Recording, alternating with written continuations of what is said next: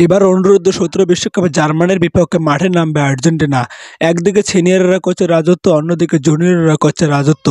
ইন্দোনেশিয়ায় হতে যাওয়া অনূর্ধ্ব-17 বিশ্বকাপের কোয়ার্টার ফাইনালে ব্রাজিলকে ৩-০ গোলে হারিয়ে সেমিফাইনালে পা দিয়েছে জুনিয়র আর্জেন্টিনা। সেই সেমিফাইনালে আর্জেন্টিনার প্রতিপক্ষ জার্মানি। আগামী ২৮ নভেম্বর বিকেল ২টা ৩০ ম্যাচটি অনুষ্ঠিত হবে। একদিকে আর্জেন্টিনা যেমন দুর্দান্ত গতিতে ছুটছে, অন্যদিকে জার্মানি অপ্রতিরোধ্য। তবে ২০১৫ সালে অনূর্ধ্ব-17 বিশ্বকাপে আর্জেন্টিনা জার্মানির মুখোমুখি হয়। সেখানে জার্মানি ৪-০ গোলে ম্যাচটি জয় পায়। তবে সেই বিশ্বকাপের তুলনায় আর্জেন্টিনা এবার বেশ শক্তিশালী।